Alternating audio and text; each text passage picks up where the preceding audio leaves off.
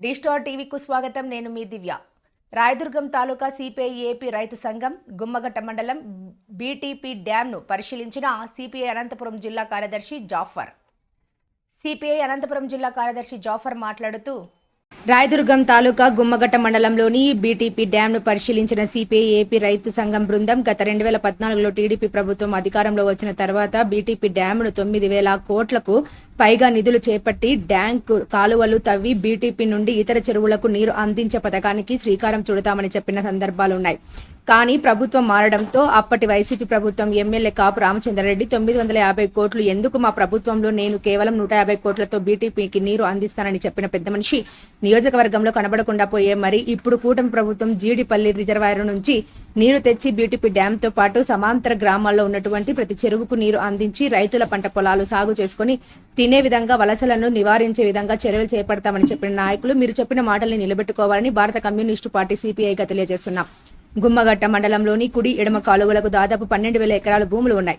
వాటితో పాటు ప్రతి గ్రామానికి 2 గ్రామాలకు ఎక్కడ చూసినా చెరువులు ఉన్నటువంటి సందర్భాలున్నాయి. వాటికి బీటీపీ నుండి నీరు అనుసంధానం చేయాలని ప్రభుత్వం శ్రీకారం చుట్టింది. వాటిని నెరవేర్చడానికి రాయదుర్గం ఎమ్మెల్యే కాలువ శ్రీనివాసులు ప్రత్యేక చొరవ తీసుకుని వెంటనే బీటీపీ డ్యాం పనులను మొదలుపెట్టాలని భారత కమ్యూనిస్టు పార్టీ సిపిఐగా తెలియజేస్తున్నాను.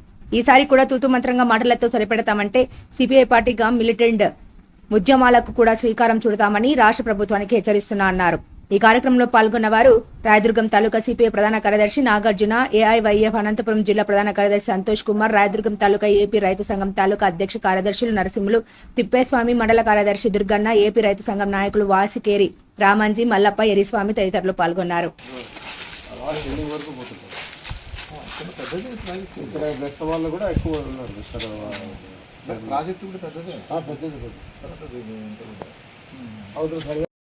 అనంతపురం జిల్లా దశాబ్దాల తరబడి కరువుగా కొట్టుమిట్టాడుతున్నటువంటి జిల్లా.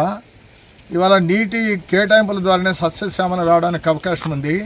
గత ప్రభుత్వాలు కూడా వాగ్దానాలు హామీలు ఇవ్వడం జరిగింది, కానీ ఎక్కడ కూడా అమలుపరిచిన పాపాన పోలే. ఇవాళ జీడిపల్లి రిజర్వాయర్ నుండి ఇవాళ కల్లందురుములోన 111 చెరువులు నింపి కుందిర్పి బ్రాంచ్ కెనాల్ని లింకప్ చేసి బీటీపీ ప్రాజెక్టును 2 టీఎంసీ నీరిస్తామని గతంలో హామీలు ఇవ్వడం జరిగింది. కానీ ఆ హామీలు అన్నీ కూడా అమలుపరచడంలే. ఇవాళ ఆ రకంగా 2 టీఎంసీని నీరు ఇవ్వడం ద్వారా 12,400 ఎకరాలు ఇవాళ సాగులోకి వచ్చేటువంటి అవకాశం ఉంది. ఈ ఆయకట్టుకు నీరు ఇవ్వాల్సిన అవసరం ఉంది. చివరి ఆయకట్టు వరకు నీరు ఇవ్వాలి.